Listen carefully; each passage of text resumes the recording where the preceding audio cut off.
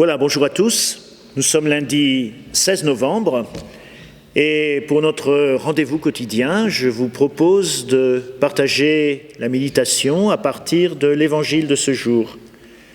J'ai intitulé cette méditation « Que veux-tu que je fasse pour toi ?» Une question qu'on trouve dans l'évangile, mais une question finalement que Jésus nous pose aujourd'hui et peut-être d'une façon très particulière.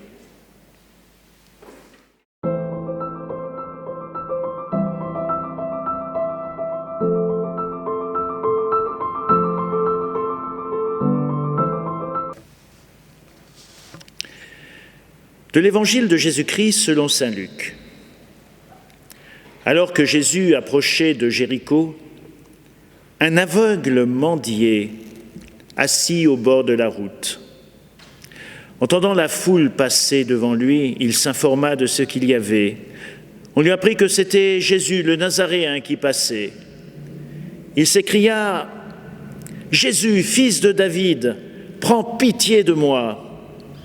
Ceux qui marchaient en tête le rabrouaient pour le faire taire.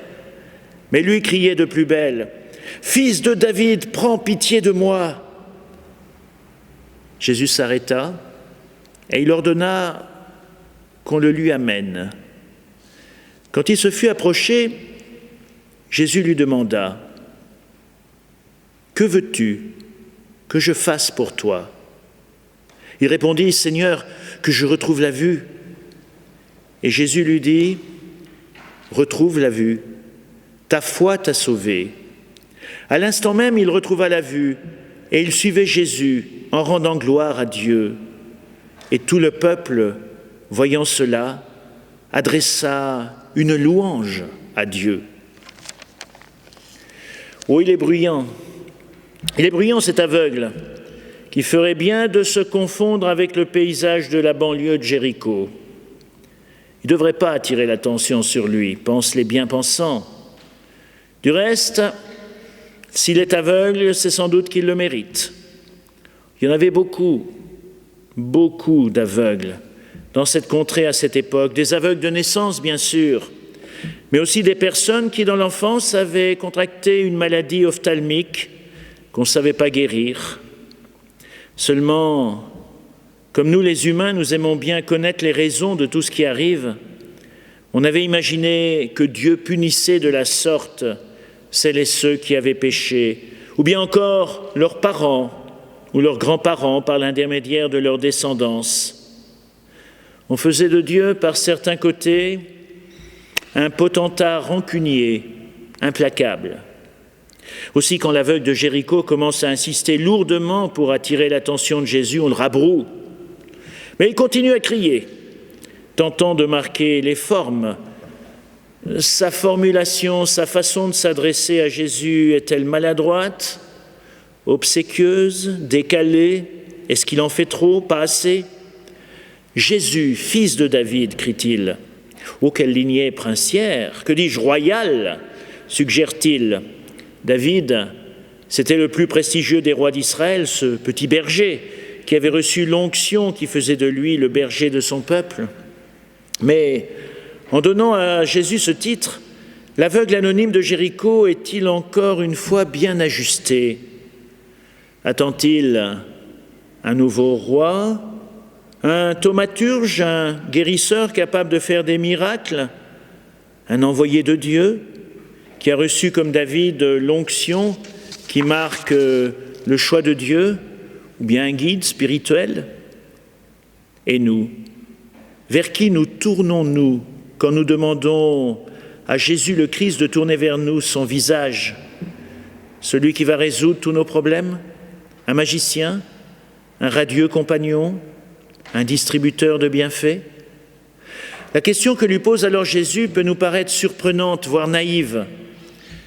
Que veux-tu que je fasse pour toi? Évidemment, qui recouvre la vue, pourquoi poser une question aussi évidente? En écoutant le début de la lecture de ce passage de l'Évangile, ce n'était pas difficile d'imaginer la fin. Pourtant, cette question est essentielle. Dieu ne fait pas les choses sans nous, à notre place, sans requérir notre liberté. Dieu ne fait pas les choses sans solliciter une démarche de foi, même si elle n'est pas complètement ajustée. Jésus ne demande pas à cet homme aveugle de préciser ce qu'il entend exactement par fils de David, de vérifier si sa confiance est ajustée d'un point de vue catéchétique ou théologique. Il entend son cri simplement. Il sollicite une demande de sa part. Et puis, il y a cette parole, presque inespérée, recouvre la vue. Ta foi t'a sauvé. Il le fait sortir des ténèbres dans lesquelles il était plongé en l'ouvrant à la lumière, à la vie. Que veux-tu? Que veux-tu que je fasse pour toi? Cette question, elle nous est adressée aujourd'hui. Que voulons-nous demander au Seigneur? Et tant pis si ce n'est pas ajusté, car rien n'est insignifiant dans notre prière, dans notre demande. Et en plus, semble-t-il, Dieu a besoin de notre réponse à cette question, et il accepte de limiter sa toute-puissance à cette réponse de notre liberté.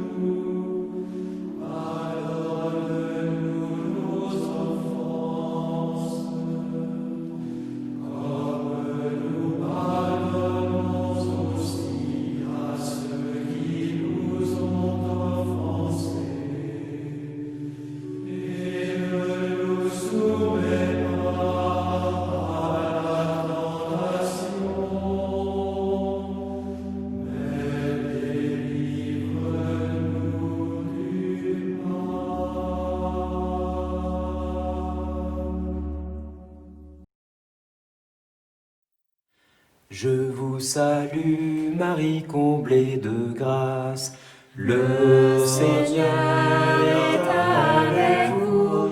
Vous êtes bénie entre toutes les femmes, et Jésus, votre enfant, est béni. Sainte Marie, Mère de Dieu, priez pour nous, pauvres pécheurs, maintenant et à l'heure de la mort. Amen, Amen, Alléluia. Amen, Amen, Alléluia. Je vous salue, Marie comblée de grâce, le Seigneur est avec vous. Vous êtes bénie entre toutes les femmes, et Jésus, votre enfant, est béni. Sainte Marie, Mère de Dieu, priez pour nous, pauvres pécheurs,